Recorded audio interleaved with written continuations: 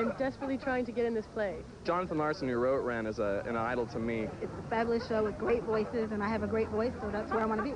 I spit my rent to come and do Rent. Okay. I was asked for rock, pop, and gospel, and so I was going to sing Swing Low, Sweet Cherry. Heartbreaker by Pat Benatar. Love on the Rocks by Neil Young. I Am Loved by Jennifer Holliday. Holding Out for a Hero. I Think I Love You from the Partridge Family. It's like a chorus line thing, yeah. Yeah. Because everybody looks cool. Everybody looks like they belong in the show, too. Casting Rent, the demand is to try to find people who are really young and people who have a real rock and roll or a pop sound.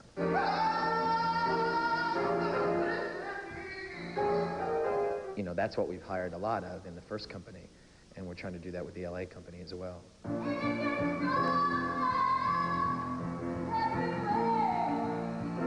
When people are great, it's really, really exciting to see new people sing their hearts out and blow you away. You know, not everyone does, of course, but when they do, it's thrilling.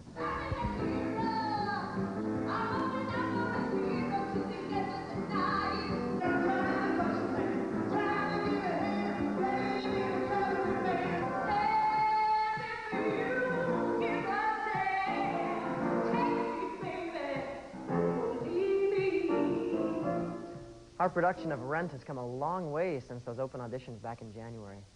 Good evening. I'm Neil Patrick Harris, and my character Mark is the narrator in Rent. I'm going to take you on a journey tonight. A journey back to the Lower East Side of New York, where Rent was born, and forward through its triumph on Broadway to its current incarnation here in Los Angeles.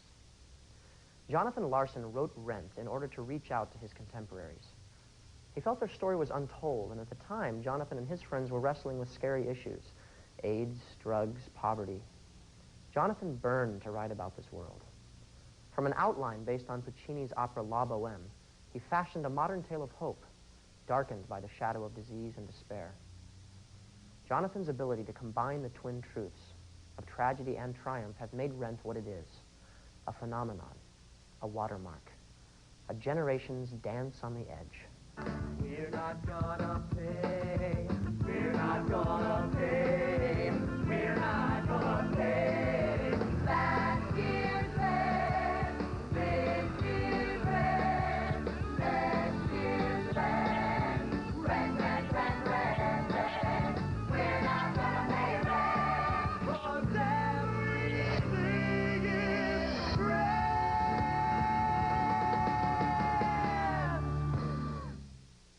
Jonathan Larson spent the last 7 years of his life creating Rent. Inspired by Giacomo Puccini's La Boheme, much of the plot in Rent parallels Puccini's tale of young bohemians in Paris. Tuberculosis took many lives at the time of La Boheme. Larson's characters battle AIDS. Mimi, a central character in both stories, is infected with the disease, and her candle ignites unstable relationships with Puccini's Rodolfo and Larson's Roger. Charlton Heston will guide us through this beautiful and heartbreaking opera in the second hour of our special. But first, let's turn to Rent. The irony of Larson's tragic death before its first off-Broadway preview has fueled the play's legend. But Rent was not awarded the Pulitzer Prize and 4 Tony Awards on sentiment. Rather, it is Larson's vivid and emotional rendering that has captured the hearts and minds of theatergoers in New York, and now across the country. Rent is not unique, however, in giving young people a voice on Broadway.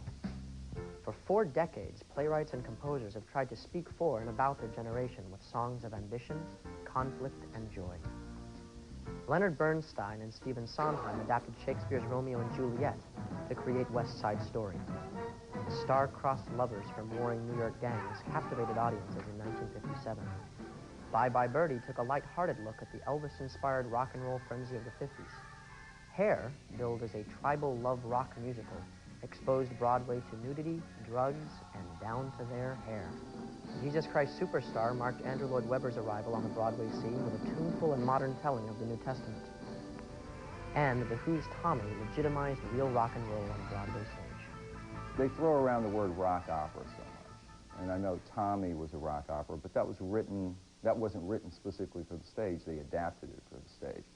This, in my opinion, is the first true, quote, rock opera written for the stage. I think that the fact that it speaks through us, through a younger generation, instead of speaking to a younger generation, is very important, because it's not like you're being given a lesson and not like you're being taught something. It's just that you're sort of experiencing something along with people who are experiencing it as well. Riding your bike midday past the three-piece suits, to fruits, to no absolutes, to absolute, to choice, to the village boys, to any passing fad, to being an us for once instead of a them. The thing that's most important about this cast is beyond their technical skills, which are all very good, and very gifted actors, singers, dancers, is the spark they bring, the humanity, the passion they bring to it. My name is Lee Hetherington. I portray the character of Maureen in Rent. Maureen is a bisexual performance artist who raises a lot of hell and knows how to get what she wants. Hi, I'm Kenna Ramsey. I play Joanne, who is a defense lawyer fighting for the love of Maureen, her virtual opposite.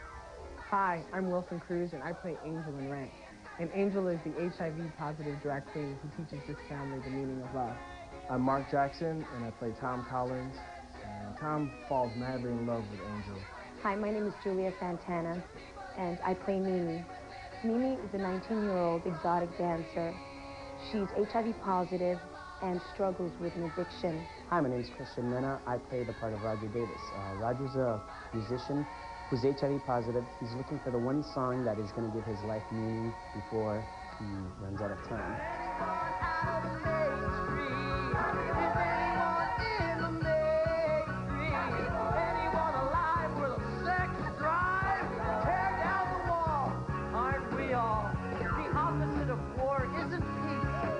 It's creation. Rent, Tragedy and Triumph is brought to you by